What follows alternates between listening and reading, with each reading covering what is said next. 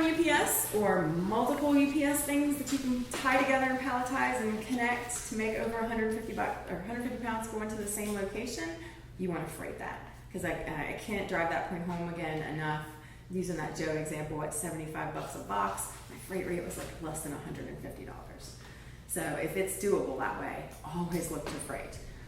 So multiple packages to the same location. Can you combine all that? Again, I can't say that enough. If you can shrink wrap a pallet and make it all nice and tight, great. My guys at Mountaineer Packaging, like I said, I can put you in contact with somebody if you need that sort of stuff. They have all of that. Speaking of them too, by the way, they will also, I know a lot of us are small businesses again, and if you don't have warehouse space, they will also warehouse any extra supplies you might need, and they free deliver every 2 to 3 days in the entire state of West Virginia, basically. So if you need to order bulk and need excess, they'll let you hang out in the warehouse. And I'm not getting any kickbacks from that guy. He's just a good local West Virginia boy out there in Charleston. Mountaineer Packaging. Yep. Chris Ritchie, if you want to jot down his name, like I said, I've got his catalog here for you. Be interested, but they've got a website, I think. I'm actually working on some area now. He's got a heck of a minimum. But his single pallet rate with Estes is like $109. So at the minimum, that's an industry standard minimum. So you're almost never going to pay less than $100 for a pallet or anything coming back, no matter what the size is. And that kind of getting ahead of the game, but freight is like that. It's all over the map and so many moving parts and pieces. My pallet rate, say, call it to Philadelphia, might be $134. My 2 pallet rate might be $134. My 3 pallet rate is probably $140. It's not a huge difference until you start getting into major volume and major weight. Just quoted one out, 5 pallets. I want to say it was to New Jersey, $350. That's 900 pounds.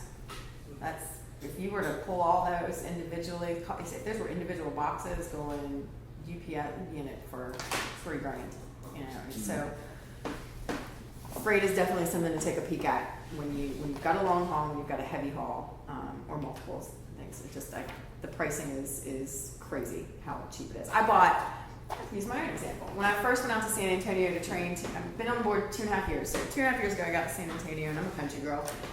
Go to this really cool Mexican market, and all I've ever wanted is a big steer head, because I am like boss hog, clearly. I've always wanted a big steer head for my couch, and I found one, $75. They were like $400 online. I was like, perfect. So I bought this steer head. My bosses were looking at me like, you're insane. I was like, don't we work for UPS? I can get this home. Wasn't as easy as I thought. Was not easy. My own mistakes made and lessons learned in the industry. So my steer head ended up being 6 foot tip to tip. Gorgeous. The thing weighs 11 pounds. It is the lightest thing on the planet. It's just a skull and empty horns. It's not what you would expect. It cost me $45 to have a customized box built at UPS. It would have cost me close to $300 and some change to get it back to West Virginia. It cost me $75 on an Old Dominion truck to go motor freight. It was not palletized. It was light enough that the guy could just pick it up and pull it in. The box was the size of this table, pretty much. The guy that did my box was clueless. But it cost me $75 to get that to the Old Dominion terminal. I did not pay the extra $30 to deliver it to my house, because I could go pick it up, unbox it, throw it in my friend's truck, and call it a day. So, lessons learned. UPS would have cost me out the wazoo, even at our basic cost. So we looked at motor freight for 12 pounds. I think it shipped at 15, 16 pounds, but it was so oversized. But the price would have changed. If it got up to 150, it might have changed to $75. Correct. You could have put. If that was a 100-pound box, probably still would have cost me $75. Scenario. Yeah. I bought the space on the truck. I didn't buy the weight. I bought the space on the truck for that. Yep. And I was terrified because 12 pounds running with a bunch of pallets, I thought that thing's coming in a million pieces. There's no way. I will tell you this though.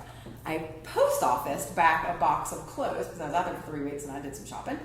And a little sugar skull, Los Dias de, the Day of the Dead skulls and things that I bought.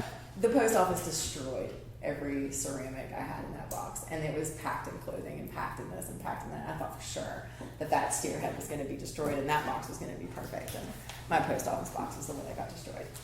So it happens. It just happens. Where are we at here? Let's flip this in here. So, okay, the basics of freight. You have LTL, truckload, and volume. That's the freight world is broken down into those things. LTL, less than truckload. TL, truckload, volume. Anything taking up more than 11 feet of space on the truck, which may be your table situation. 11 feet, like linear feet. 11 linear feet, yep. If it takes up more than that, it's considered a volume move. Plus the number of pallets. I want to say it's 6 or 7, and number of pallets. Call it 6 to 8, depending on your pallet size. So 11 feet is what you're going to watch out for in the volume move. Volume, it's a little bit pricey sometimes. Not as bad as you would expect, but as you can imagine, it's more space on the truck. You're going to pay for it. Let's see here. So. Anything freight related, here's what you need to know. Zip codes, pickup and delivery, same thing for UPS. You need to know those zip codes. The piece or pallet count or box, whatever it is, and the dimensions, because they want to know what kind of space you're taking on that truck. The total weight, if you have 2 or 3 pallets, it's the total weight of all of those pallets. It's not just the one pallet, it's all of them. And the class of goods, here's where you're going to need my help. The NMFC is the National Motor Freight Classification Group, and they have a class for every commodity out there on the planet, 50 to 200, 300. 50 being the cheapest, most sturdiest product out there to ship. Steel products, big heavy things that you really can't damage unless there's an explosion. 300 being the most expensive to ship and the easiest damage. Well, ping pong balls are class 300. I can ship bricks all day long for a 1/900th of the price it cost me to ship ping pong balls. Really? Yep. Super, super light, don't take up any kind of space, but you get one ding, it's done. So it is one of the most delicate things out. Cigarettes and ping pong balls, 2 of the most expensive things to ship ever. Go figure. Say 500 pounds at a class 50 ships for $140.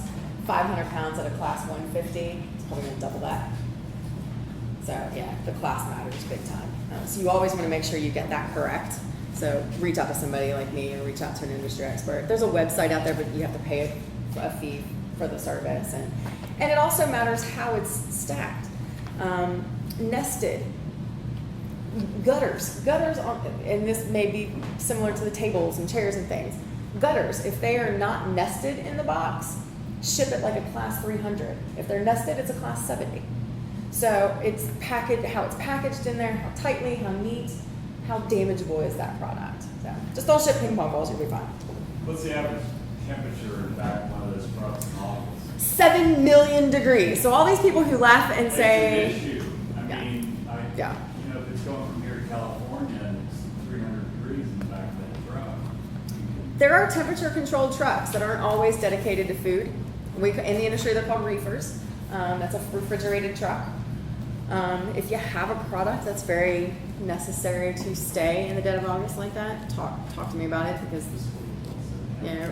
I have a lady in Milton that supplies chocolate. She will only move. She will not pay for the reefer truck.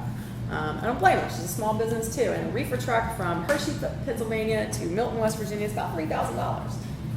Yep, and she orders mountains of chocolate all the time. She will only move that in the winter.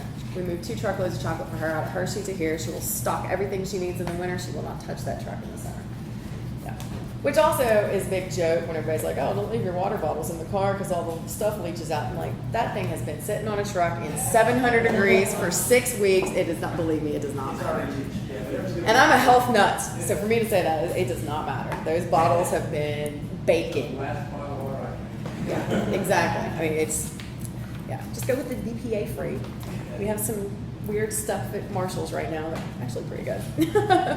But yeah, I always get a big kick out of it. Everybody's like, oh, you leave your water in the car. So I always have a case in my trunk. Like, how can you drink that? I'm like, really? How do you think that got here? Believe me, they're not paying the reefer prices for bottled water. But yeah, your class of goods is going to change the game dramatically. So that's a big deal. Always reach out to somebody like me or an industry expert when you're looking at those things, because sometimes it is just a let's see. It may be this one. It might not fit perfectly in somewhere, but we can figure it Insurance, and I'm going to speak a little bit on UPS stuff and freight stuff because we specifically use a company, UPS Capital. It is a third-party insurance. It's just a direct pass-through that you can pick to use or you pick not to use. It's worth it to put it on those because, like I said, things are going to get damaged. It is what it is. Specifically with the freight, though, it's $20 minimum. If you've got a big table, you've got some expensive stuff, put the $20 on there. Because at the end of the day, the limits of liability for each individual carrier all vary. They hate to pay, and they will do anything they can not to pay. UPS Capital, who we go through, we have a 10-day turnaround, and it's rare that we don't get one picked up because the girls know what they're doing. We've consulted packaging.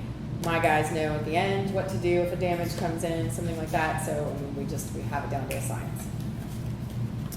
And we've got some VPs from UPS that work for us, so we got some ins in there. Again, outbound and inbound control. If you're getting product in that's coming in motor freight, even if they're dumping it at the terminal and you're going to pick it up, reach out and check the pricing on that because that's something you can control. No matter if it's UPS or freight coming in or out, you have the right to dictate who those people use. So who the heck am I anyway, and why am I the expert? Because Judy said so. That's right. So Worldwide Express, I mentioned earlier, kind of we don't charge a fee, we don't require contracts. If anybody out there ever says to you in the UPS or FedEx world, like this is a contract, they're lying to you. Those almost do not exist. There's a buying agreement. There's never really a contract in place. We are a franchise situation.